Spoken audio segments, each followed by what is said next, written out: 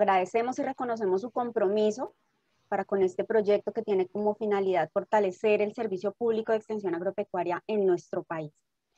En la mañana de hoy abordaremos una de las 4 temáticas del módulo 4, gestión sostenible de los recursos naturales, que se denomina prácticas de manejo y conservación del medio ambiente y de la biodiversidad. Esta temática está a cargo del profesor Diego Ricardo Rodríguez Pava. Muchas gracias, Catherine, por la presentación. Muy buenos días a todos los participantes. Un saludo a los colegas de la ADR, a los colegas de la Universidad Nacional y agradezco la oportunidad de participar en el diplomado. Entonces, vamos a iniciar el contenido de la presentación. Vamos a empezar con una introducción. Vamos a hablar de las bases biológicas de la cultura. Vamos a hacer énfasis en todo el tema cultural relacionado con la educación ambiental, precisamente. Vamos a hablar acerca de algunas culturas adaptativas que lograron hacer unas prácticas poco dañinas a los ecosistemas. Luego vamos a hablar de agroecología y vamos a enfatizar en las prácticas de manejo, los enfoques y las tendencias. Entonces, bueno, inicialmente quisiera arrancar por 2 hitos que permitieron la expresión de la vida como la conocemos ahora. El primero es la teoría de la formación de la Luna. Hace 4.000 millones de años, cuando un cuerpo golpeó la Tierra, este cuerpo en algunas partes lo llamaban Orfeo, y golpeó la Tierra, parece que se fusionaron los 2 núcleos, y a raíz de este golpe se empezó a formar la Luna. Esto permitió que la Tierra tuviera un eje estable. Por muchos millones, miles de años hubo una luna incandescente gigante alrededor de la Tierra, y la luna empezó poco a poco a detener su movimiento de rotación hasta que quedó quieta. Por eso no vemos sino una sola cara, y está en proceso de alejamiento. Pero algo que vemos a diario y que tal vez sea muy obvio, permitió la estabilización del clima, permitió que las estaciones en zonas de norte y de sur, y a su vez permitió la estabilización de la agricultura y todo el desarrollo agrícola alrededor. Entonces esta es una foto de la cara oculta de la Luna que China fotografió recientemente, y esta es la cara que siempre vemos. Entonces ese satélite que está ahí, que todos los días casi del año vemos, es súper importante para la estabilización de los ecosistemas. Sin la Luna tendríamos de día un huracán y en la noche clima desértico. La Tierra no giraría con un eje, ¿sí? Entonces este es uno de los datos importantes, y quiero resaltar que es importante hablar de las cosas sencillas con las comunidades, con las personas que ustedes van a capacitar, ¿sí? Analizar y pensar desde lo más sencillo. Entonces, por eso quise traer dos hitos importantes para el desarrollo de la vida y de los ecosistemas. El segundo fue el Chicxulub, el llamado meteorito que cayó hace 65 millones de años y que causó la extinción del 75% de las familias de especies de la Tierra. Y a su vez, hace 125 millones de años, este pequeño animal ya vivía por ahí, resistió los embates del meteorito, y quizá somos descendientes de un animal tan pequeño como este. Entonces, esto para decir que somos el resultado de la historia biológica y geológica de la Tierra, que la Tierra lleva 5.000 millones de años, y que nosotros quizá llevamos solo 200.000 años como especie, y que si fuéramos conscientes de esto, nuestras pisadas serían diferentes. Esto un poco para resolver la apreciación que hacía Marco con respecto a la educación ambiental, y es que precisamente el profesor Augusto Ángel Maya proponía, y trabajó con el Ministerio del Medio Ambiente, en generar una cátedra de capacitación ambiental, para que la gente entendiera cómo funcionaban los ecosistemas, y a partir de esto hacer un engranaje para poder cambiar las prácticas. Entonces estos 2 hitos son importantes, no son los únicos, pero es un buen inicio cuando vamos a hablar con comunidades. Luego me gustaría señalar lo siguiente: las bases biológicas para el desarrollo de la cultura. Entonces como les decía, hace 200.000 años versus 5.000 millones de años. Esta es una foto de Lucy, un ancestro que teníamos, Australopithecus afarensis. Entonces, entre las bases biológicas de la cultura se encuentra la mano prensil, la posibilidad de poder tomar objetos, el agarre fuerte entre el pulgar y las falanges medias. Asimismo, el inicio, esto permitió el desarrollo de herramientas hace 2,5 millones de años. El descubrimiento del fuego, el Homo erectus lo utilizó hace 1,6 millones de años. 160.000 años atrás el Neandertal empezó a generar un sistema cultural en el que hacían entierros, en el que se veían evidencias de cultura. También la visión estereoscópica, es decir, la vista a profundidad, determinó un poco la posibilidad de generar estas bases biológicas para la cultura, y el lenguaje, pero en especial el lenguaje oral, desarrollado hace 50.000 años. ¿Sí? Entonces estas son las fotos en Cantabria, España, y esto es aquí en Colombia, en Serranía La Lindosa, Cerro Azul, Guaviare. Estas son pinturas rupestres hechas por la comunidad, al parecer, carijona. Entonces, otra de las bases de la cultura fue la aparición del aparato fonético. Entonces, nuestra lengua se desplazó hacia atrás y esto permitió que la faringe y la laringe corrieran hacia abajo y pudiéramos generar diversos sonidos. Y esto se articuló con todo el tema de desarrollo del lenguaje. Y por supuesto, pues la aparición del encéfalo, que permitió nuevos desarrollos y en especial nuevos desarrollos y conexiones entre las dendritas, que al parecer se generaron por cambios ecosistémicos, es decir, vivíamos en las sabanas de África, perdón, en los bosques tropicales de África, y por cambios ambientales estos bosques tropicales se empezaron a pasar, se convirtieron en sabanas. Entonces los homínidos tuvieron que bajar de los árboles y esto generó unas nuevas conexiones entre las dendritas que permitieron nuevas manifestaciones para adaptaciones de nuestro comportamiento hacia los ecosistemas. Y a su vez, por supuesto, la posición erguida también permitió estos desarrollos. Entonces, quisiera mostrarles un video que también puede ser muy interesante al momento de hablar con las comunidades, que es la guerra del fuego. No sé si han escuchado hablar de él, pero entonces la idea es una película que muestra un poco esos avances y esos cambios que sufrieron los primeros hombres.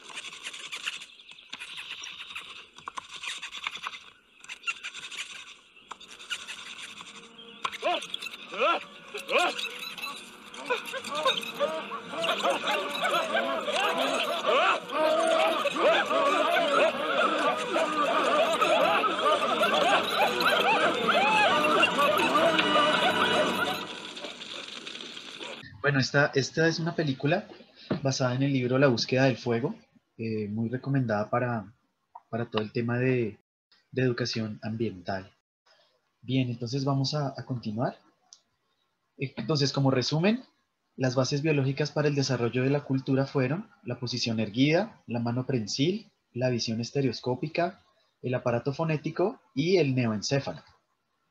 Entonces, ¿cuál es la relación entre la cultura y lo ambiental? Nosotros no ocupamos un nicho dentro de los ecosistemas, pero nuestra relación con la naturaleza se da mediante procesos adaptativos y transformadores mediados por la cultura, lo que nos ha diferenciado de otras especies. Entonces, en este sentido, nosotros reemplazamos los mecanismos de adaptación biológica por la plataforma instrumental. No quiere decir que estemos fuera de la naturaleza ni que no estemos sometidos a las leyes de la, digamos, de la evolución y de la adaptación, pero usamos la plataforma instrumental como forma de relacionamiento, aunque no ocupamos, por supuesto, un nicho ecológico. Entonces, en este sentido, la definición de cultura del profesor Augusto Ángel Maya es que es una estructura de comportamiento y de adaptación al medio mediante procesos de coevolución entre las sociedades y el resto de la naturaleza. Entonces, de esta manera, hay un concepto muy interesante que es la dimensión ambiental, y son las interacciones de la cultura con los ecosistemas. Entonces, en este sentido, tenemos aquí los ecosistemas, las cadenas tróficas, los ciclos de la materia y su flujo energético, y para nuestro caso, la cultura. Y la cultura a su vez está conformada por una estructura simbólica, por un tipo de organización social y por una plataforma tecnológica. Y esto forma un engranaje. Entonces, de esta forma, la estructura simbólica de alguna forma justifica u ordena tanto la organización social y modela también hacia dónde van las tecnologías. Entonces, de esta forma, podríamos afirmar que en la actualidad estamos atravesando por un momento de crisis civilizatoria, en palabras de la profesora Patricia Noguera, quien manifiesta que tenemos una visión dominante de la naturaleza, que nos hemos separado de ella, que nuestro accionar ha sido destructivo y que hemos perdido la cultura como instrumento de adaptación a los ecosistemas. Y que además de esto, hemos amenazado la existencia de la vida y esta amenaza se ha vuelto de connotación planetaria. Entonces, en la historia biológica de la Tierra en el pasado, hemos tenido 5 eventos de megaextinción en distintos años, ¿sí? Hace 440 millones de años en el Ordovícico, al final del Devónico, final del Pérmico, y no siempre fue un meteorito. Hubo, por ejemplo, el final del Triásico, no hay unas causas precisas, pero desapareció el 23% de las familias. El último que ya habíamos mencionado por el Chicxulub fue hace 65 millones de años, pero hubo otros 3 antes, ¿sí? Todos, por supuesto, causados por la misma naturaleza. Pero entonces la discusión acá o la preocupación es que nuestra cultura o la cultura hegemónica está causando unas extinciones muy altas por su actuar destructivo. Es decir, somos nuestro propio Chicxulub. Entonces, la diferencia con las crisis del pasado es que esta se ha hecho planetaria y se ha amenazado el orden de la vida. Entonces, a pesar de que como lo mostraba la película, entonces, a pesar, el mensaje un poco de la película y que podemos transmitirlo a las comunidades, a las personas que vamos a capacitar, es que la humanidad, a pesar de que en comparación con la vida de la Tierra es muy, muy corto su tiempo, hemos hecho un recorrido muy largo como especie. Hemos caminado, hemos descubierto el fuego, hemos tenido que pasar por muchas cosas como especie, pero tal vez lo hemos olvidado. ¿Sí? No, nos hemos hecho dueños de la tierra y ahora somos verdugos de nosotros mismos y de otras especies y nos creemos dueños de ellas, ¿sí? Estas son unas pinturas rupestres que les mencionaba, de los Carijona, probablemente de la época de la colonia, en las que se muestra, por ejemplo, acá un leopardo. Esto pareciera una comunidad llevando madera para una casa, en fin, puede tener muchas interpretaciones, pero el tema es que muestra un recorrido, muestra otro tipo de relacionamiento con la naturaleza que tal vez vale la pena recobrar. Entonces, como vemos en esta fotografía de los hermanos Parker Harrison, la sociedad hegemónica se está quedando sola con la devastación y está haciendo algunos intentos bajo las mismas ideas que generaron la crisis que quizá haya que replantear. Entonces, entre esas cosas que hay que replantear se encuentra, por supuesto, el lenguaje y el significado de las palabras.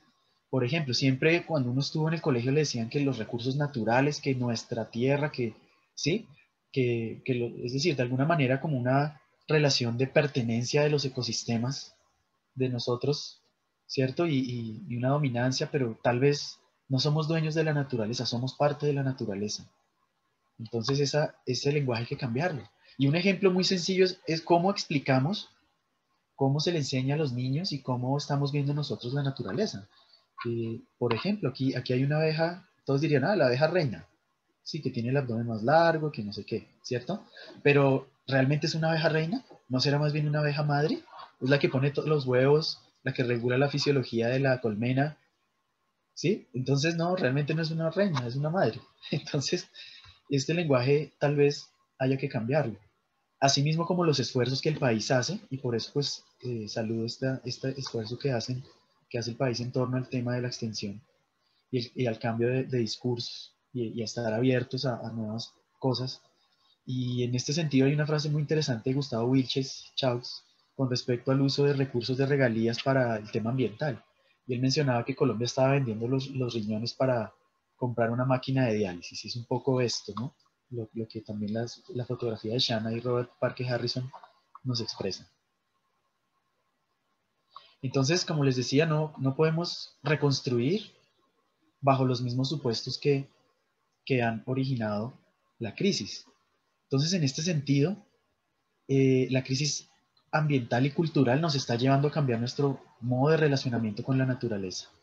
Entonces quisiera leer algunos fragmentos del libro Pensamiento Ambiental en la Era Planetaria, en el que la autora Patricia Noguera menciona que vivimos una sola forma devastadora de habitar la Tierra, una sola forma de producción de alimentos, el monocultivo, una sola red de símbolos, la monocultura, una sola forma de comunicación, las redes virtuales, una sola forma de pensar, la racional instrumental, una sola forma de organización política, social y económica, una sola espacialidad, un modelo de ciudad y uno de Estado-nación, una forma de producción energética, una forma de pensar y de vivir. Asistimos, entonces, a la más dolorosa y terrible de las consecuencias de la globalización, la crisis de lo planetario, de la Tierra, de la alteridad, de la vida, la crisis ambiental radical. Y asimismo, plantea que la guerra mundial no es la que ocurrió entre el 39 y el 45, sino que es la guerra que hacemos al mundo, aquella que producimos en el mundo y contra el mundo. Y dice, la pérdida de la tierra es la pérdida de la casa, del nicho, del hogar, del nido y del cuerpo que somos. ¿Y qué significa esto? Perder la tierra no es haber perdido propiedad sobre ella. Hablaré de una pérdida distinta, relacionada con las bases de nuestra civilización. Una pérdida que se podría comprender en clave mítico-poética con la pérdida de un paraíso terrenal. Una pérdida efecto de la separación del hombre occidental con la naturaleza. Y la tragedia de esa separación fundacional de Occidente consiste en habernos creído amos y señores del tejido de la vida, cuando apenas somos un hilo de su trama. Haber creído que la libertad consistía en dominar la naturaleza, cuando aquella apenas es una emergencia de ésta. Haber creído que la infinitud de la razón, haber creído en la infinitud de la razón cuando ésta es una mínima parte de lo humano.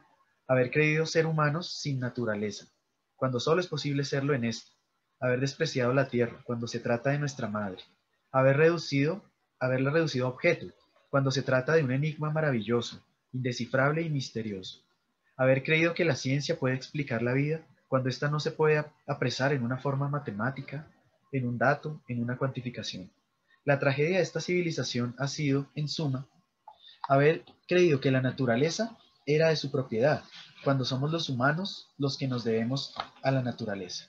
Y finalmente propone habitar poéticamente la tierra es comprender su lengua, y para ello urge la pausa ambiental, el giro ambiental de la cultura que comenzó con Hölderlin hace más de 200 años.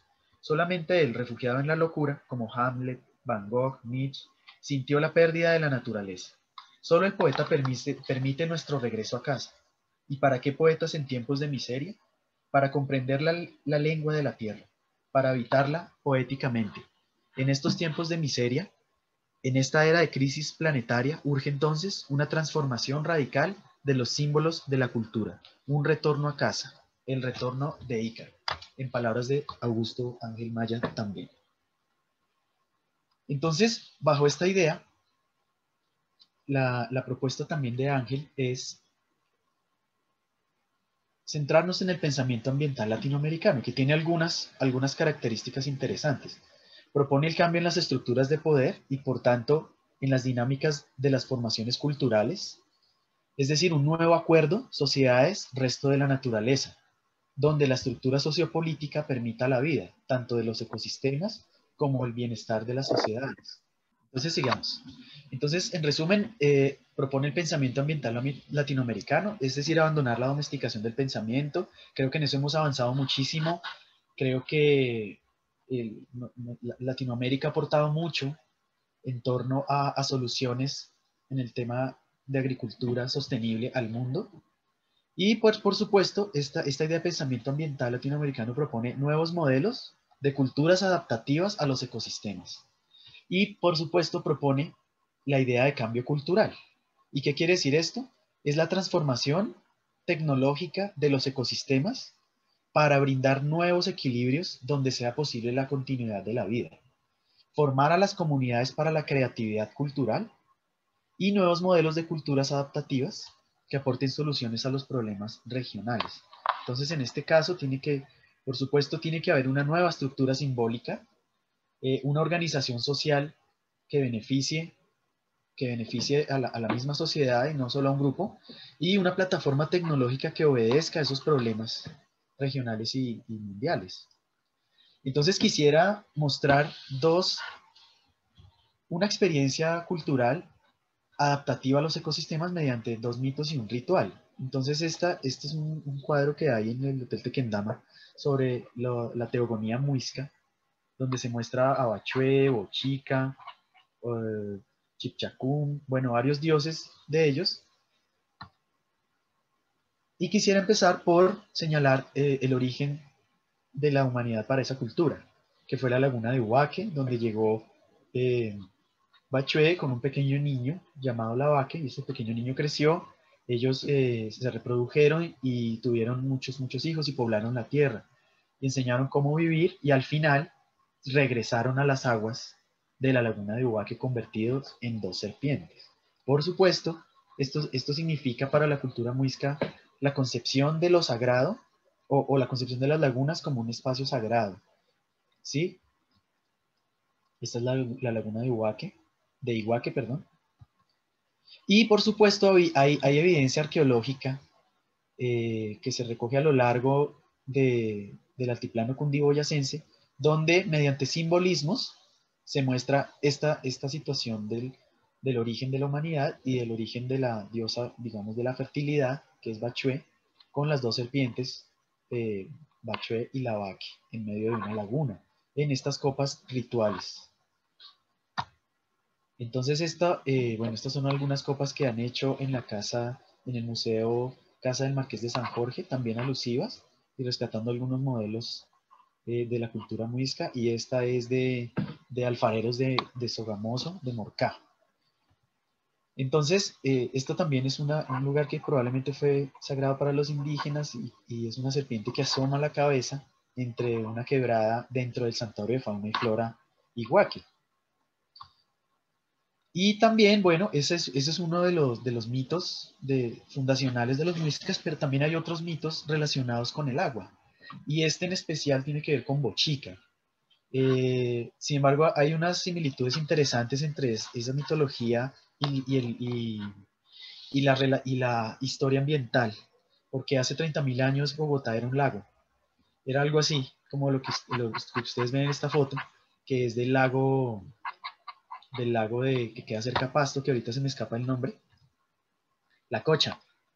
Entonces esto originó unos suelos jóvenes, inceptisoles, suelos de origen lacustre, que requerían cierto manejo. Entonces la leyenda dice que Bochica les enseñó la agricultura, les enseñó el tejido, la alfarería, fue lo que se suele llamar un dios civilizador, y también desanegó la sabana de Bogotá, ¿sí? Entonces, con su varita, rompió el salto y formó el salto del Tequendama, y por ahí se desahogó la sabana. Sin embargo, eh, por supuesto quedaron unas zonas inundadas, los humedales, porque la zona de inundación del río Bogotá está en su cuenca media alta. Entonces, por ejemplo, los humedales, esta es una foto del humedal del Tunjo, donde llegan aves migratorias, pato canadiense, otro tipo de patos, ¿sí? Zonas que se conservaron para regular la función hídrica del río, de inundación y de drenaje en épocas secas. Esto lo entendieron muy bien los muiscas y trazaron varias estrategias adaptativas a los ecosistemas. Entre ellas se encontró eh, lo que podríamos llamar nosotros huertas, organizadas en policultivos pequeños destinados al consumo familiar, y labranzas de mayor tamaño de uno o dos productos que por lo general podemos ver cuando vamos por el altiplano cundiboyacense, y que básicamente es un arreglo de policultivo también de maíz, calabaza y frijol, o solo maíz con frijol, ¿sí? Estos eran cultivos más grandes que ellos manejaban, de acuerdo a alguna evidencia hecha por los cronistas y señalada en varios libros, pero en especial tenían también otra estrategia relacionada con el mito de Bochica, y era estos camellones. Esta es una fotografía que tomó Silvia Broadbent en 1968 desde un avión haciendo un trabajo para el IGAC, en el que se evidenciaron estos canales, ¿sí? Entonces, bueno, antes de pasar a eso, en Tibabuyes, aquí lo que se llama Suba, que ahora es completamente urbano, hubo evidencia arqueológica de maíz, turmas, frijoles, bueno, perdón, evidencia arqueológica no, sino por medio de cronistas. Decían que los indígenas sembraban esto, digamos, maíz, turmas, frijoles, cuyos y chubas, ¿sí? Entonces es un poco la evidencia de los policultivos. Y la siembra en canales, ahora sí, que fue lo que evidenció Silvia Broadbent, y que se encuentra acá ahorita, esto es al norte de Bogotá, en parte de lo que hoy es la reserva Thomas van der Hamen, y que lastimosamente no ha tenido un cuidado, digamos, por parte del ICANN, quizá por falta de recursos, no sé, pero digamos esto es patrimonio cultural y es un ejemplo de culturas adaptativas. Entonces, hay algo relacionado para un poco recrear cómo era eso. Podríamos hacer un símil con las chinampas, ¿cierto? Y con la cultura zenú al norte del país también. Pero estas con las chinampas también en el lago de Xochimilco, en la Ciudad de México. Un entorno natural hoy devorado y desecado por la metrópolis más grande de Latinoamérica, amenazado con extinguirse por la contaminación de unos canales donde un puñado de campesinos reman para rescatar su medio ambiente y su tradición.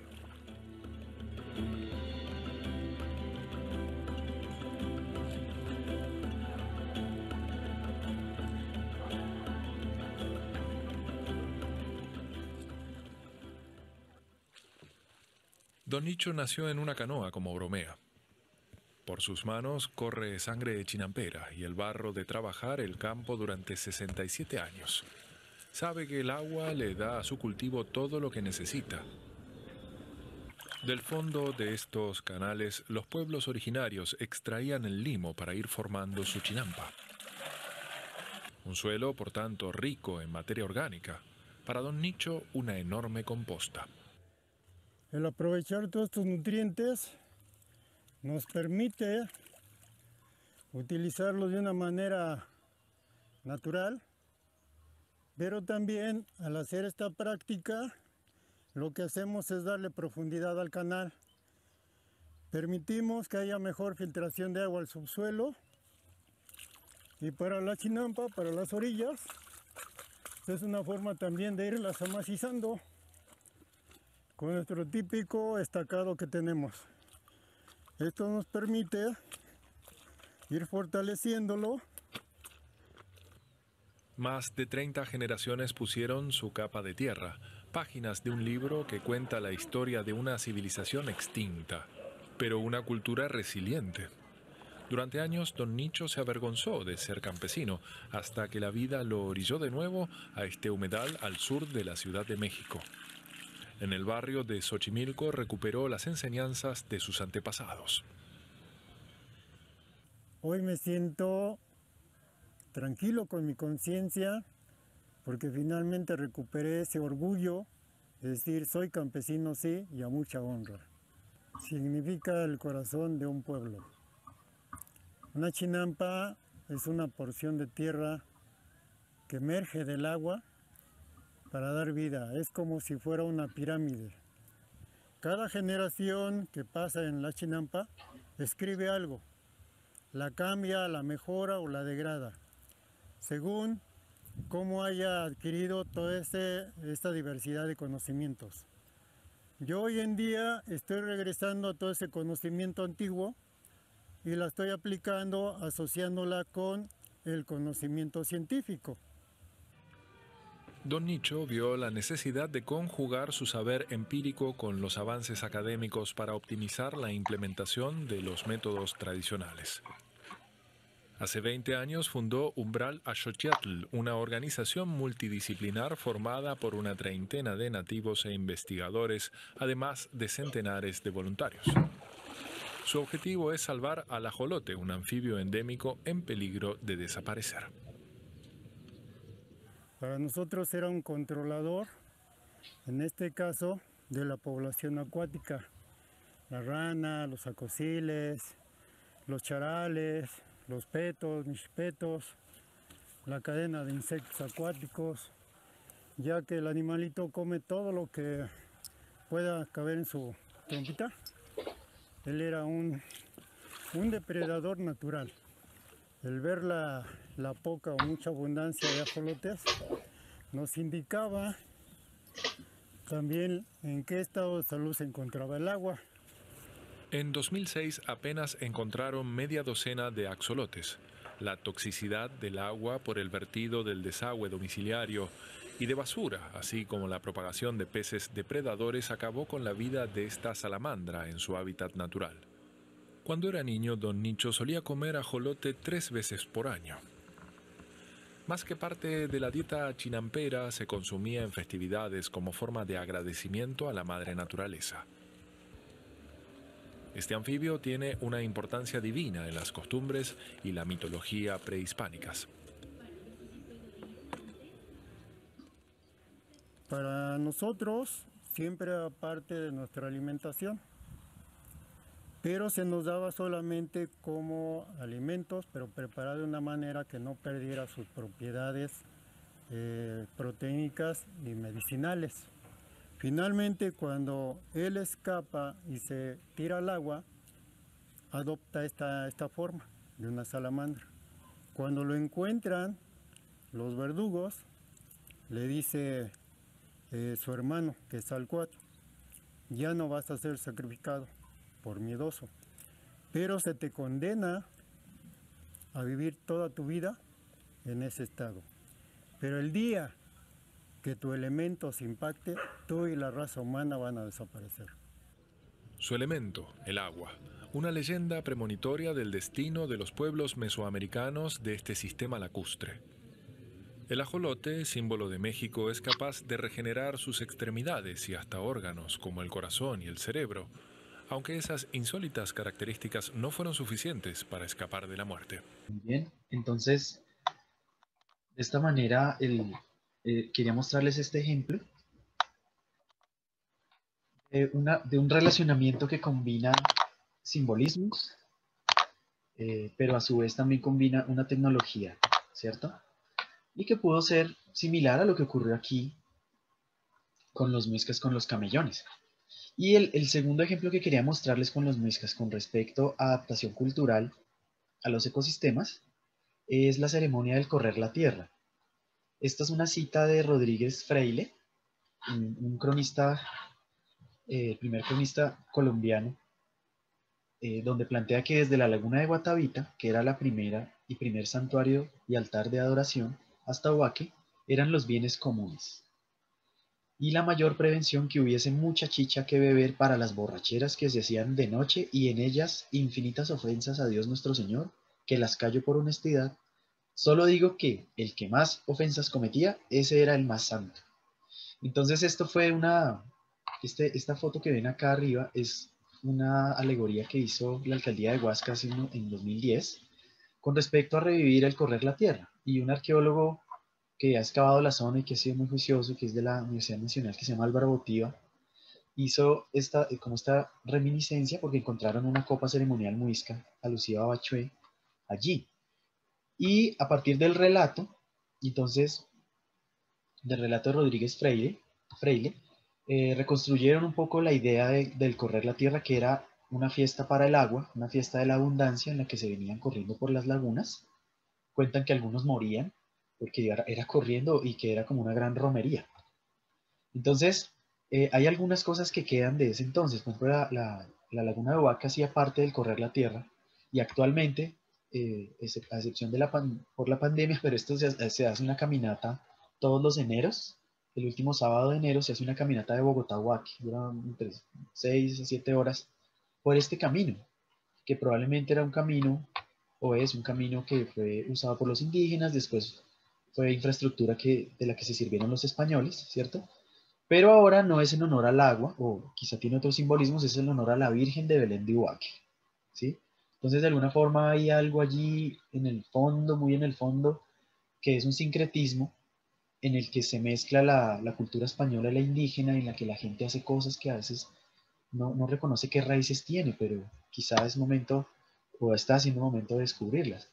También hay otras lagunas también sagradas, como la laguna de Chingaza, en la que probablemente se hacían rituales. Y en especial, en las lagunas de Siecha, las tres lagunas, el arqueólogo narra cómo se realizaba esto, entonces les voy a presentar un video. Pero sí estuvo muy bien. A ver, el rito de correr la tierra es una cosa totalmente simbólica, tal como él lo dijo. Sí, la gente sí corría, venían de toda la provincia de Lomuisca y recorrían las lagunas de norte a sur, o sea, empezando por Iguaque, pero yo estoy casi seguro que en Iguaque era una ceremonia aparte. Venían a Iguaque y la de aquí era la de Guatavita, pasaban a la de Huasca, luego la de Siecha, luego pasaban a la laguna de Teuzacá y luego pasaban a la laguna de Iguaque. Había una relación muy estrecha entre el cacique de Iguaque con el Guatavita por una relación de los hijos que se casaron, y pues eso tenían una alianza. Ese rito, la última vez se celebra en 1538, cuando llegan los españoles, y el rito nunca se volvió a celebrar. Y tuvimos la fortuna que Rodríguez Reyes, cuando escribió El Carnero, empezó a escribir con Huasca. Y en alguna ocasión, en el capítulo quinto, se narra muy bien cómo fue el asunto. Aunque realmente no hay mucha información, se supone que la premiación se hace en el Cerrito del Santuario.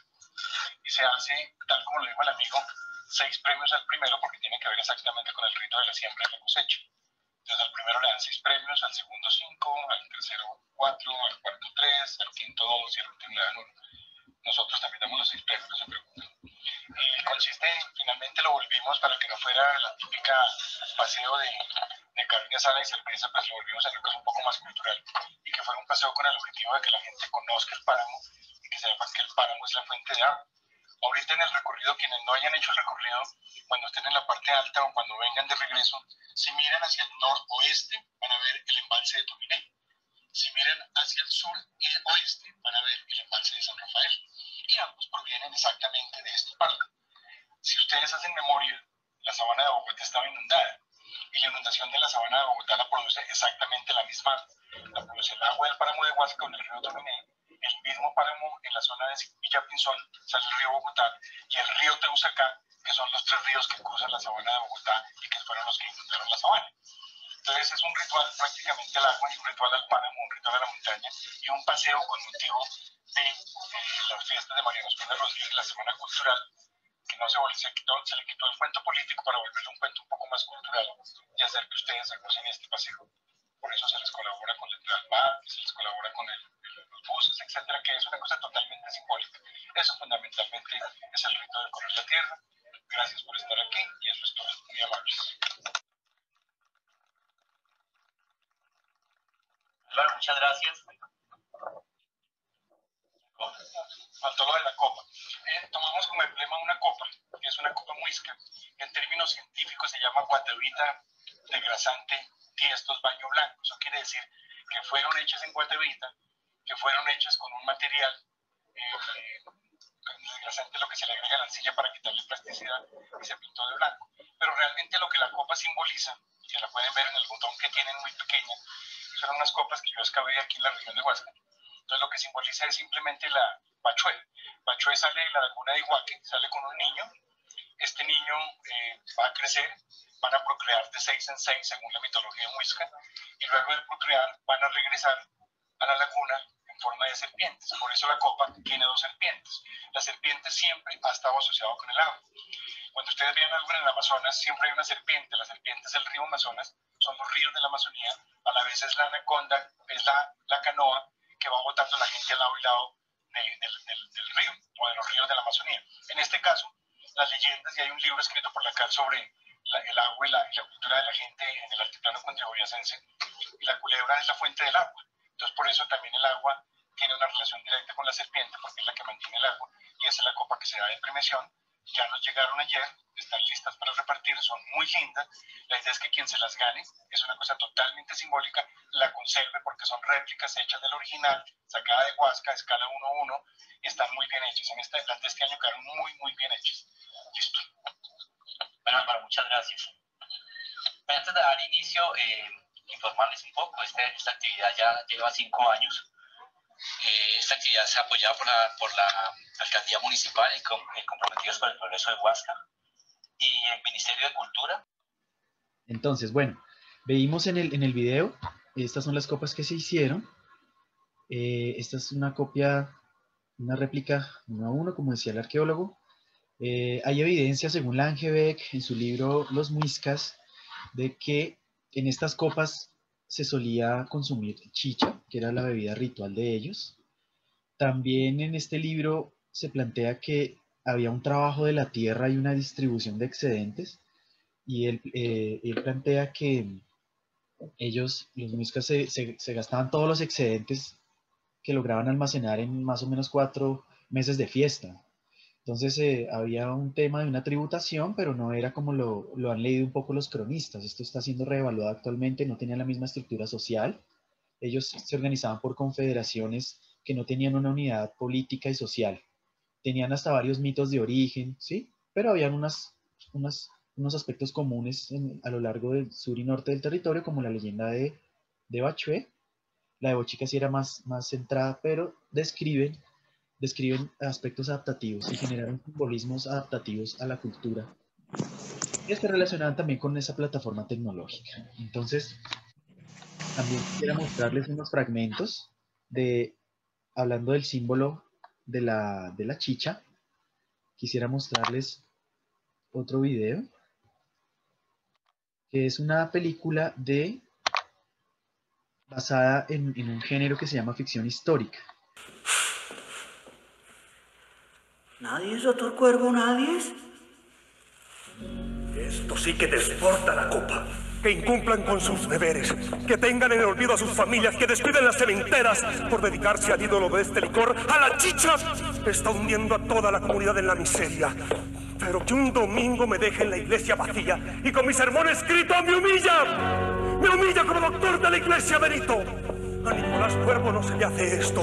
Voy a sacar a esos pobres indios del vicio y acabar con esa caterva de mujeres que se lo proporcionan y fomentan.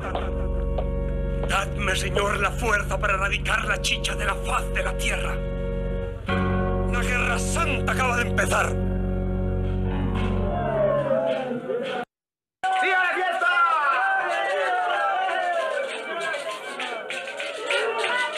¡Al apuro, beban, que ya está a punto la noche y todavía me queda una múscula de semana! ¡A ver, déjenme soñar!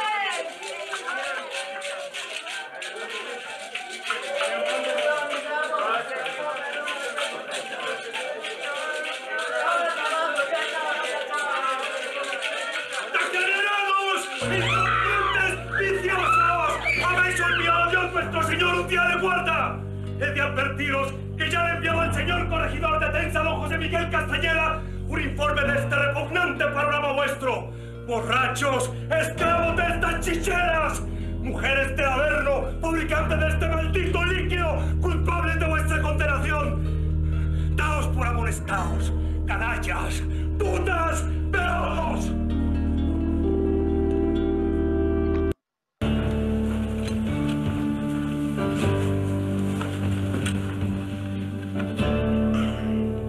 Este juez, atendiendo la jurisprudencia de su superior inmediato, el señor corregidor, dicta la presente sentencia y condena a Salvadora Tapias, chichera, a la pena de destierro. ¿Destierro? En efecto, seréis custodiada por las autoridades competentes hasta cruzar los límites de la jurisdicción y no podréis volver a cruzarlos bajo ningún motivo ni pretexto. ¿Está claro? Y de lo mío que me llevo, tengo un niño de crianza enfermo y sin bautizo. Nada, India, nada. Seréis conducida sin familia alguna y sin bienes muebles. Tenéis un día para arreglar todos vuestros enredos. ¿Algo más que declarar? Declaro que sois unos bellacos y de putas.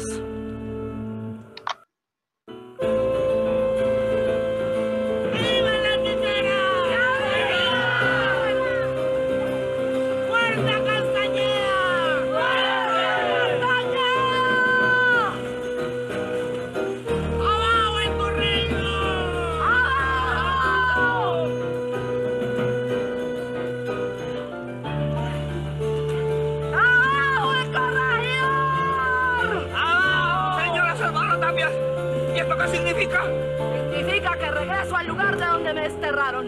Únete, Cayetano Lugo, volvemos a lo nuestro. Y si es menester, pues vamos a Santa Fe. ¿Y toda esta gente de dónde la oíste? Son las chicheras de Somondoco y los naturales perjudicados. Pues pongo a vuestra disposición el giro de mi espada. Y yo también mato a lo mío.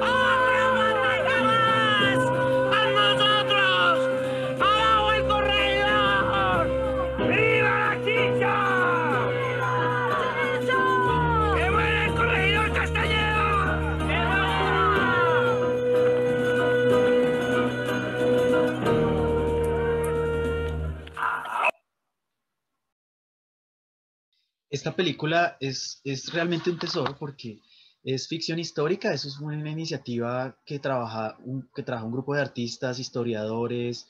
O sea, esto fue transdisciplinar, fue muy interesante. Y lo que hicieron fue tomar con base del Archivo General de la Nación, el Archivo de Indias, encontraron digamos, todo el juicio que se le hizo al corregidor por cuenta de no acatar la orden de la Real Audiencia, que era no prohibir la chicha, sino limitar su consumo a 3 o 4 totumadas. Pero esto era un negocio que tenía el corregidor y con el anís y todo este tema. La película se llama El alma del maíz. Aquí en la presentación está el vínculo y es un recurso muy, muy valioso. Todo está basado como en un tema académico, realmente.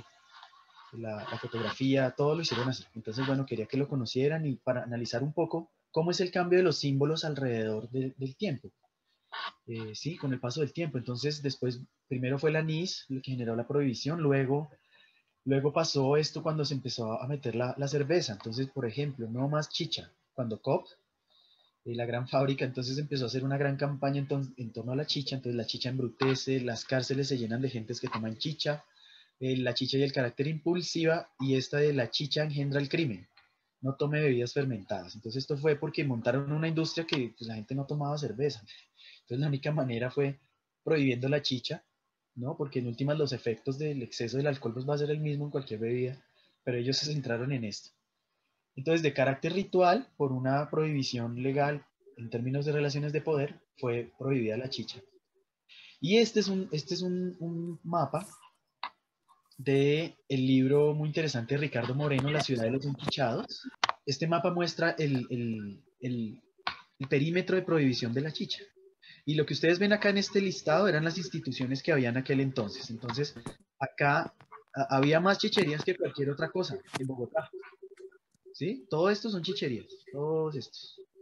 ¿no? Entonces, realmente el nombre del libro está muy bien puesto, La ciudad de los enchichados, la prohibición de la chicha, ¿no? No así, por supuesto, con la cerveza, ¿no? Entonces, digamos que un poco el discurso de control social a veces eh, tiene una doble moral. Esta es una pintura que hay en el Museo Colonial acerca de los anillos del infierno. Bueno, entonces, ¿qué vemos actualmente? Pues un cambio en los símbolos y una reivindicación de imaginarios asociados a los muiscas, que es el ejemplo que les quise traer. Entonces, es un mural que hay en Usaquén, o que había en Usaquén no hasta hace mucho, del dios Nemcatacoa, que es el dios de la parranda de ellos. Esto es una fuente que hay en Sogamoso que se llama Conchucua, y era una fuente ritual. Entonces la gente ahora está haciendo esos dibujos alusivos a los muiscas, al maíz. Hay imaginarios que están cambiando. Y pues por supuesto también hay cosas que perviven. En el barrio de La Perseverancia llegó gente a trabajar en el tema de... Fue un barrio que se fundó con la empresa de la cervecería, pero allá ahora, actualmente es un barrio que es reconocido por la venta de chicha y por el Festival del Maíz, ¿sí? Entonces son símbolos que van permaneciendo. Fíjense aquí los murales que hace la gente, ¿no? Entonces son símbolos que antes indio era una ofensa, ahora la gente está reivindicando esas ideas. Entonces fíjense lo que hacen los compañeros de parques nacionales. Entonces Laguna, igual que lugar sagrado Muisca, ayúdanos a conservarlo, ¿sí? Entonces la gente con un poco de humor también en sus negocios ponen cosas como esta de la trucha Muisca o restaurante Muisca, alusivo como al maíz. Esto es en Guatavita y esto es en Huasca, ¿sí? Como reivindicando una idea de un simbolismo.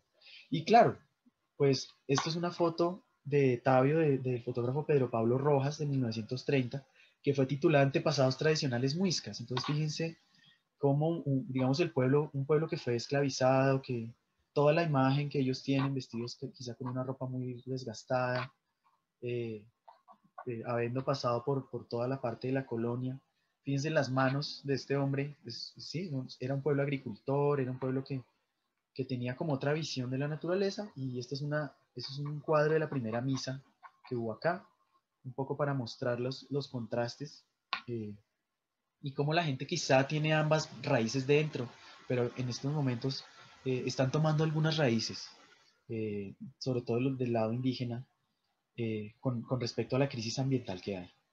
Y uno o no de acuerdo, creo que vale la pena hacer como una reconciliación con la historia, ¿cierto? Como entender qué pasó, cómo juegan estos símbolos en las relaciones sociales, y cómo estos símbolos cambian de acuerdo con las necesidades de la cultura de adaptarse y también con las relaciones de poder, ¿sí?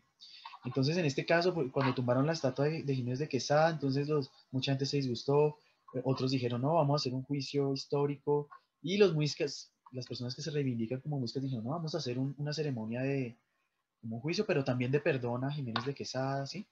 Aquí, por ejemplo, está el símbolo de las custodias, que fue muy usado por los indígenas en ese traslape religioso del sol hacia la cruz. Entonces, hay una pregunta que vale la pena hacerse con todo esto, y es, ¿será que estamos pasando por un momento de cambio cultural? Es decir, cambio en algunos símbolos, ¿no? La visión hacia los pueblos indígenas, la visión hacia el ambiente, hacia el agua, la visión de la salud. Está cambiando el tema de la alimentación, las prácticas productivas. Está cambiando también los relacionamientos de género. Hay unos cuestionamientos muy fuertes hacia la sociedad patriarcal. Está cambiando la visión hacia la violencia, hacia la ilegitimidad de la violencia, ¿no? Aunque es un debate muy, muy actual y muy polémico. También hay un desacuerdo de la sociedad en cuanto a su organización social. Hay todo el movimiento social que ha habido en los últimos años en torno a la salud, la educación, el trabajo. Otro aspecto que lleva a hacerse esta pregunta es, hay una plataforma tecnológica muy avanzada, pero que no necesariamente representa bienestar colectivo, ¿no? Entonces todo esto, todo esto simbólico es para preguntarnos hacia dónde vamos, cómo estamos educando a los jóvenes, qué mensaje estamos dando, ¿no? Y por supuesto, pues, qué soluciones hay a la amenaza al orden de la vida. Entonces, ¿por dónde podríamos empezar?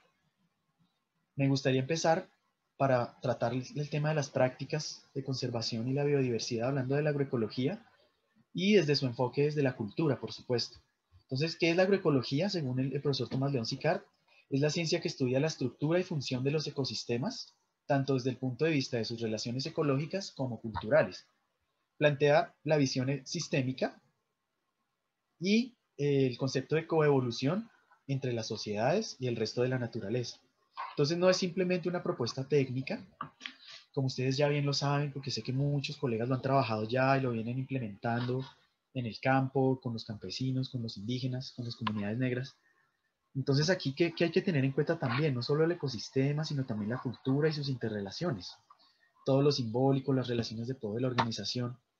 Entonces, ¿cómo se define el agroecosistema? Es el conjunto, voy a permitir leer esto, sé que la diapositiva está muy llena de texto, pero es con la idea de que ustedes puedan tener material. Entonces dice, el agroecosistema es el conjunto de relaciones e interacciones que suceden entre suelos, clima, plantas cultivadas, organismos de distintos niveles tróficos, plantas adventicias y grupos humanos en determinados espacios geográficos, cuando son enfocadas desde el punto de vista de sus flujos energéticos y de información, de sus ciclos materiales y de sus relaciones simbólicas, sociales, económicas, militares y políticas, que se expresan en distintas formas tecnológicas de manejo dentro de contextos culturales específicos. Entonces, en este sentido, la agroecología, hay muchas visiones de agroecología, pero en general, ¿qué debe generar? Políticas incluyentes, relaciones sociales de producción, tecnologías de vida, una filosofía del respeto, también es un paradigma científico, genera procesos educativos nuevos, es también un movimiento social, hace parte también de una expresión académica, ¿sí? Y la idea es que se está retroalimentando, siendo ciencia y siendo movimiento social, ¿cierto? Y también una práctica a nivel local. Entonces, quisiera hacerle una pregunta al público. Quisiera escucharlos un poco con respecto a 3 preguntas y me gustaría abordar la primera, y es esta: ¿cómo la adopción de prácticas agroecológicas a escala local y del paisaje beneficia la biodiversidad, tanto en paisajes sencillos de poco hábitat natural como en los más complejos? Entonces, sí, estas preguntas son como el inicio para plantear algo con respecto a cómo la agroecología juega en el plano ecosistémico y en el plano cultural. Como ustedes ya lo han señalado, bueno, súper importante el tema del suelo, tal vez es la base en el tema ecosistémico, ¿no? Entonces, generar condiciones favorables del suelo con materia orgánica, ciclos cerrados, agua y energía, utilizar doseles, equilibrar el flujo de nutrientes, fertilizantes naturales, reducir la pérdida de biomasa, la sinergia entre recursos genéticos y animales, la conservación del agua y controlar las sucesiones animales y vegetales. Y en el plano cultural, por supuesto, favorecer y mantener todas las expresiones de vida, lo de alimentos inocuos, seguridad y soberanía alimentaria. Importantísimo, como ustedes lo mencionaron, valorar y recuperar el conocimiento campesino y ancestral, y compatibilizarlo con los desarrollos científicos, ¿cierto? Mediante diálogo de saberes, propender por la autonomía de insumos, el uso de intercambio libre de semillas, fomentar la autonomía cultural, las dinámicas y manifestaciones políticas, sociales y económicas, el tema de género y pues la adopción de tecnologías de bajo impacto, ¿sí? Entonces, como ustedes lo acaban de mencionar, muchas de las ideas de la agroecología tienen que ver con conectividad tanto ecosistémica, mediante la estructura de matrices, parches y corredores, pero también conectividad cultural, con lo ancestral, indígenas, campesinos, negros, y generar otras relaciones ecosistema-cultura con plataformas tecnológicas adaptativas. También se da algo súper interesante y es que hay un diálogo intergeneracional y un diálogo intercultural, en la medida en que también hay tecnologías que sirven, que son de otras partes, pero que son adaptativas también, y también los intercambios con la academia. Entonces quisiera que pusieran mucha atención en esta parte, que es un concepto que desarrolló Van der Hamen y Andrade, que se llama la estructura ecológica de soporte de la nación, ¿sí? Y la estructura ecológica de soporte de la nación es toda la matriz ecosistémica, tanto los ecosistemas intervenidos como los no intervenidos, ¿cierto? Y está conformada por la estructura ecológica principal del paisaje y la infraestructura ecológica. Entonces veamos qué es cada una. La estructura ecológica principal del paisaje son los ecosistemas naturales y seminaturales, ¿sí? Es decir, toda la parte que no está intervenida y que tienen unas conexiones, un estado de salud y que garantizan la integridad de la biodiversidad y servicios ambientales para la satisfacción de los habitantes, pero también para la perpetuación de los ecosistemas. Y la infraestructura ecológica, ¿qué es? Ya son los relictos de vegetación natural, las áreas donde nosotros trabajamos, es decir, las áreas a restaurar, las áreas intervenidas, los agroecosistemas, es decir, las fincas, ¿sí? Toda la parte productiva sería la infraestructura ecológica. Y esas dos conforman, la suma de las dos conforman la estructura ecológica de soporte de la nación. Entonces, estos conceptos, ¿por qué son importantes? Porque el profesor Tomás León Sicard generó a partir de esta conceptualización de Van der Hamen y Andrade el concepto de estructura agroecológica principal. ¿Y qué es? Es la configuración del agroecosistema o finca y la conectividad entre sus distintos sectores, parches, corredores de vegetación o sistemas de producción, que él llama agroecosistemas menores, que permite el movimiento y intercambio de distintas especies animales, ofrece refugio, hábitat, alimento, provee regulaciones funcionales de distinto orden e incide en la producción y conservación de los bienes naturales y en otros aspectos ecosistémicos y culturales.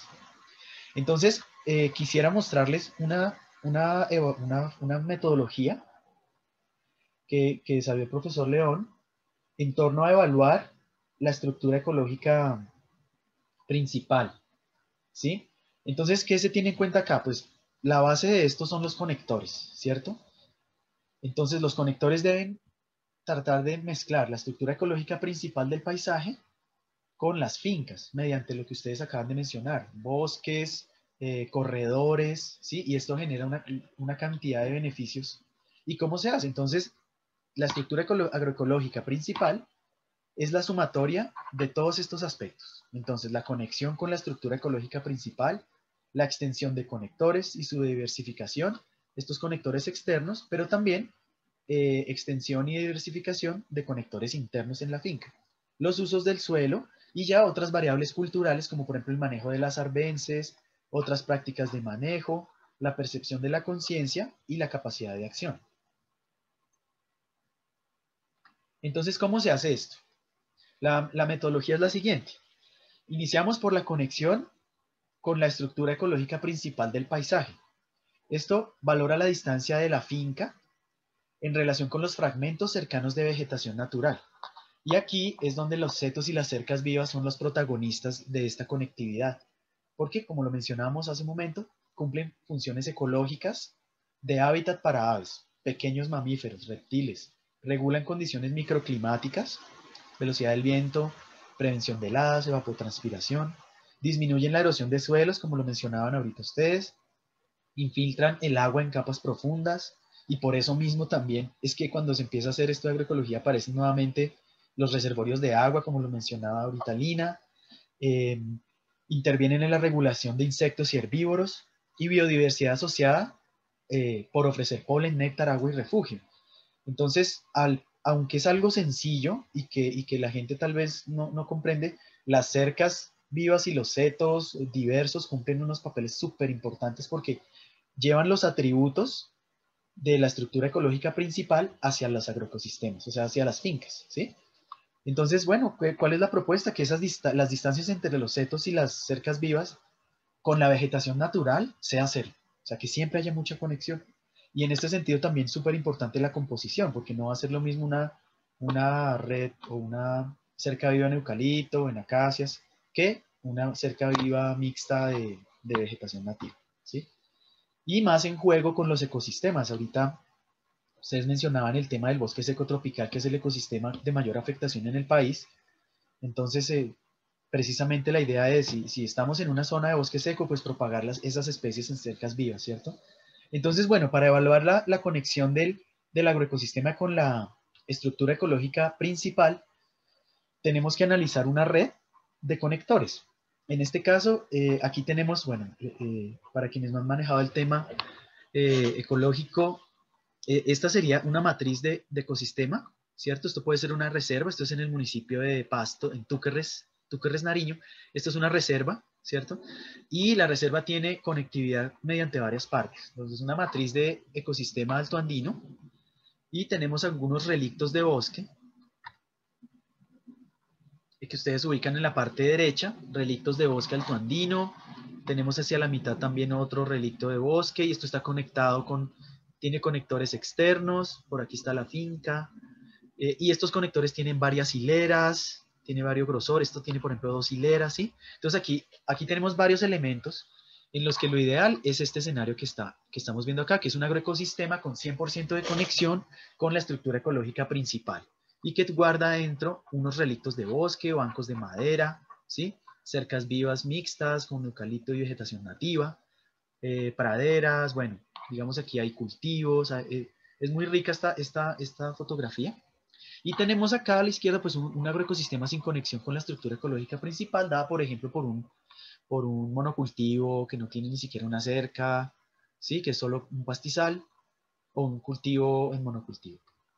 Entonces, bueno, ¿cómo es la metodología? Los criterios de evaluación de la conexión del agroecosistema mayor con la estructura ecológica principal. Esto lo podemos llevar a la finca. Son 10 conceptos. Entonces, el primero es este. ¿Y aquí qué evaluamos? Que el 75 y el 100% del perímetro está rodeado con cercas vivas o setos, a su vez conectados por todos los lados, y superficie con corredores, parches o fragmentos de vegetación natural. Y así, digamos, va disminuyendo del 50 al 75, 25 al 50, hasta menos del 12% del perímetro del agroecosistema mayor o finca posee setos, cercas vivas conectadas con vegetación natural. Y a esto le damos una calificación numérica, ¿sí? Esta metodología la podemos usar en cualquier finca a la que vayamos, va a ser supremamente útil porque va a trazar un plan de acción, ¿cierto? Entonces, el segundo criterio de evaluación es la extensión de conectores internos. Entonces, esto evalúa la extensión lineal y superficie de setos y cercas vivas. En este caso, ¿qué sería lo ideal? El perímetro es continuo, ¿cierto? Entonces, entre el 75 y el 100% del perímetro de la finca está rodeado con cercas vivas de especies nativas o exóticas, ¿sí? Y vamos lo mismo, bajando hasta llegar a menos del 12% del perímetro de la finca está rodeado con cercas vivas de especies nativas o exóticas, y le asignamos un valor dependiendo de la situación de la finca. El tercero es la diversificación de conectores externos. Entonces, esto evalúa los componentes benéficos para la producción, la regulación de insectos y enfermedades. Entonces, aquí, ¿qué analizamos? Si el perímetro está altamente diversificado o no. Entonces, acá lo mismo, por porcentaje de cobertura, evaluamos si las cercas y setos son densas, si hay alta diversidad de especies arbóreas, con 2 o más estratos o 2 o más hileras, es decir, el grosor de estos corredores. Lo ideal es que sean por lo menos 2 o más hileras para tener una calificación de 10, y va disminuyendo a medida que la situación, digamos, no expresa mucha riqueza y diversidad en esos setos, hasta llegar a el 100% de cercas vivas tienen una sola especie arbórea o una sola hilera, ¿sí? Es decir, un perímetro no diversificado. El siguiente aspecto es la extensión de conectores internos. Entonces, lo mismo, conectividad alta cuando las áreas internas de la finca están conectadas con cercas vivas o setos de especies nativas o exóticas, hasta llegar a menos del 12% de las áreas internas de la finca están conectadas con cercas vivas o setos de especies nativas o exóticas. Bien, aquí hablamos un poco de la diversificación de los conectores. Entonces, conector interno, altamente diversificado, lo mismo, cercas y setos densos con alta diversidad de especies, con más de 2 estratos. Los estratos aquí son súper importantes porque son los niveles hacia arriba donde podemos diversificar, hasta un escenario con bajos conectores internos diversificados, conformado por áreas de cualquier material no vivo, por ejemplo, alambres de púas o cercas eléctricas. El 6, ya cambiamos de variables, son uso y conservación del suelo. Entonces aquí, por ejemplo, la situación ideal, ¿cuál sería? Policultivos y sistemas agrosilvopastoriles en cobertura total. Entonces, el 100% de la finca está utilizada con policultivos o coberturas arbóreas en sistemas silvopastoriles u otros que garantizan alta diversidad productiva, nula o poca erosión de suelo. Va bajando la situación hasta llegar a un solo tipo de coberturas con cárcavas o surcos en más del 50% de la finca. El manejo de arbences también es súper importante en relación con el rol ecológico. Entonces la idea es que la situación ideal es arbences manejadas con máxima cobertura. Entonces, el agroecosistema mayor o finca presenta franjas, parches, hileras o superficies aleatorias de arbences como una práctica intencionada de manejo. Entonces, de manejo de cobertura de suelo, mulch, humedad, ¿sí? Le sigue solamente en algunos sectores del agroecosistema mayor o finca se manejan franjas, parches o hileras o superficies aleatorias de arbences. O hasta llegar al punto de en la finca predomina el control de arbences por distintos métodos mecánicos, físicos o químicos. Otras prácticas de manejo relacionadas con prácticas ecológicas. Entonces aquí podemos enlistar la elaboración de abonos orgánicos, el ciclaje de nutrientes, podemos enlistar todo el tema de semillas, la recirculación de nutrientes, el uso de purinos e hidrolatos, bueno, toda la riqueza de las expresiones de la agroecología pueden estar acá, encaminadas también a procesos de reconversión ecológica con o sin certificación, ¿sí? Versus, digamos, la finca utiliza prácticas convencionales, ¿sí? Entonces aquí, digamos, no habría un manejo agroecológico, sino convencional. Y hay un aspecto cultural importante, que es la percepción de la conciencia, que se evalúa también en esta metodología. Y es el alto grado de conciencia ambiental y conocimiento de roles de la biodiversidad. Entonces, ¿cómo sería la evaluación? Los agricultores están conscientes de la importancia de los factores ambientales y de la biodiversidad en sus fincas y conocen el rol de enlaces, setos y cercas vivas. Le seguiría un alto grado de conciencia, bajo o medio de roles de la biodiversidad. Entonces, los agricultores están conscientes de la importancia de los factores ambientales y de la biodiversidad en sus fincas, pero desconocen el rol de los enlaces, es decir, de los setos y las cercas vivas. Y por último, cuando hay un bajo o nulo grado de conciencia ambiental y de roles de la biodiversidad, donde los agricultores no le dan importancia a los factores ambientales o de la biodiversidad y no reconocen el papel de los setos y las cercas vivas. Por último, está la capacidad de acción. Entonces, la capacidad de acción es alta cuando los agricultores tienen los medios de infraestructura, financieros, económicos, familiares, sociales y tecnológicos para establecer la estructura agroecológica principal, funcional y completa en su finca. Le sigue las posibilidades medias de acción, donde los agricultores poseen algunos medios de infraestructura, económicos, sociales y tecnológicos para establecer la estructura agroecológica principal. Y por último, con posibilidades muy bajas o nulas de acción, donde los agricultores no poseen ningún medio cultural para establecer la estructura agroecológica funcional y completa, o hay algún factor clave que falla para impedirlo. Entonces, finalmente, tenemos esto, ¿no? Que fue la diapositiva con la que empezamos esta metodología, que es la sumatoria de todos los aspectos vistos y que finalmente se plasma en 4 categorías de interpretación de la estructura agroecológica principal de la finca con un valor numérico. Entonces tenemos fuerte, moderada, ligera y débil, y sin estructura o con débil estructura sin potencial para establecerlo. Entonces, bueno, ya queda poco tiempo, quedan como 9 minutos, pero me gustaría saber qué observaciones tienen frente a la metodología, si han tenido experiencias o si tienen preguntas con la metodología. Ok, bueno, en el chat tenemos 2 preguntas. La primera la hace John Orjuela, dice, ¿cómo se mide el porcentaje de cobertura? Si hay una calificación, o sea, un método, o es subjetivo de la persona que realiza la evaluación. Bueno, entonces volvámonos un poco.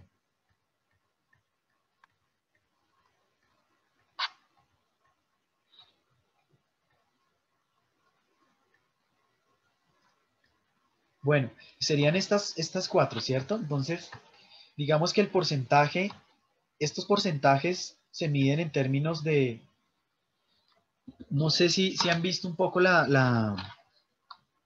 la metodología con Inland Cover, que utiliza algunos, bueno, por ejemplo, matrices de pastos limpios o áreas de bosques o cosas como esta. Entonces, la sugerencia aquí, ¿cuál es? Es mirar la finca desde arriba, ¿sí? Entonces, digamos, en este caso, tendríamos la matriz ecosistémica, las áreas reservadas, pero aquí, por ejemplo, en esta foto, tenemos una conectividad. Aquí la conectividad sería del 100%, ¿sí? Digamos, podríamos decirlo en la medida en que puede ser algo más subjetivo, en términos de que la funcionalidad de la finca les dice a uno por dónde trazar los conectores, ¿sí? Entonces, por ejemplo, acá tenemos que cada espacio productivo tiene una división, ¿cierto? Tenemos espacios de pastos, tenemos espacios por acá de papa, y cada uno está regulado. Bueno, podríamos pensar en algo, tal vez este no es del 100, porque aquí tenemos un cultivo y aquí tenemos unos pastos, es decir, aquí podría haber otro conector, ¿cierto? Entonces, es subjetivo en la medida en que la funcionalidad de la finca nos va a decir por dónde trazarlos, ¿sí? También lo podemos hacer por área. También podríamos tomar una foto o hacer un mapeo desde la parte de arriba y hacer un porcentaje de cuántos es el porcentaje de conectores en cuanto a área. Pero en este caso es más útil hacerlo digamos, por estos cuadrados, diciendo, bueno, este está del 100%, aquí tenemos, por ejemplo, una cerca que falta, ¿cierto? Acá, aquí falta otra, un seto vivo. Aquí, por ejemplo, se nota que está interrumpida, ¿sí? Entonces aquí, por ejemplo, esta conexión entre este seto grueso que hay acá en esta cerca viva y esta de acá no es del 100%, ¿sí? Sino que fíjense que va hasta acá, se interrumpe y aquí sigue, podría ser del 70%. Entonces, sí, en este caso, la respuesta sí es algo un poco subjetivo, pero depende, como les digo, de la funcionalidad de la intención productiva también. Perfecto. ¿Existen listas de chequeo para realizar estas evaluaciones? Pregunta Jenny Milena Montañez. De alguna manera, esta metodología es una lista de chequeo, ¿sí? Estos 10 pasos son la lista de chequeo que tendrías que hacer y lo que tienes que hacer en este caso es analizar si esa finca tiene una conectividad alta, media, baja o muy baja o extremadamente baja, ¿sí? Entonces sí, esto es una lista de chequeo claramente. Simplemente lo que hay que hacer es mirar si la finca que estamos viendo, en qué estado está de esto, ¿sí? En términos de conectividad. Entonces sí, lo chévere de esto es que es una metodología que tú puedes aplicar, la puedes llevar y aplicarla en campo y la puedes hacer participativamente y es del punto 1 al 10, ¿sí? Ok, yo hago ahí también una pequeña intervención. Lo ideal inicialmente es hacer un buen diagnóstico, ¿no? De las condiciones iniciales del agroecosistema que vamos a intervenir. Sobre todo, todas estas herramientas que nos han mostrado con anterioridad nuestros expertos, por ejemplo, la tecnología 4.0, ¿no? Que nos hablaban del dron, ¿cierto? Del reconocimiento de la finca para poder establecer cuáles son esos puntos críticos en los cuales pues tenemos que intervenir precisamente para garantizar la biodiversidad y los corredores biológicos de las especies silvestres de esos ecosistemas intervenidos. Con lo que dice también Katherine, que me parece súper acertado, y es que, por supuesto, sí, hay que partir siempre de un diagnóstico previo, ¿cierto? Aquí, por ejemplo, tendríamos muchas cosas que hacer. Y es que, por ejemplo, este relicto de bosque que hay acá, si ven que aquí hay un tema de erosión, las partes altas siempre deben tener como un tema de bosque. Bueno, hay mucho trabajo que hacer acá todavía y está muy, muy interesante. Pero muchas veces este tipo de propiedad de la tierra es muy útil para estos fines, porque la gente suele a veces, como decía Albeiro, demarcar sus fincas con vegetación natural, ¿cierto? Entonces, bueno, creo que ya es el tiempo. En la siguiente sesión, vamos a dar más énfasis, por supuesto, en las herramientas. Me parecía supremamente importante dejar un mensaje que sea transmitido a las comunidades y a nuestros extensionistas con respecto al tema simbólico, porque los símbolos de alguna manera mueven el mundo. Y si nosotros logramos aprovechar este momento de cambio cultural en la mente de las personas, las herramientas técnicas van a ser mucho mejor adaptadas y rescatadas. Entonces, quisiera agradecer mucho la participación y los aportes valiosos de ustedes hoy, y espero entonces tenerlos en la sesión de mañana para continuar con el tema. Muchas gracias.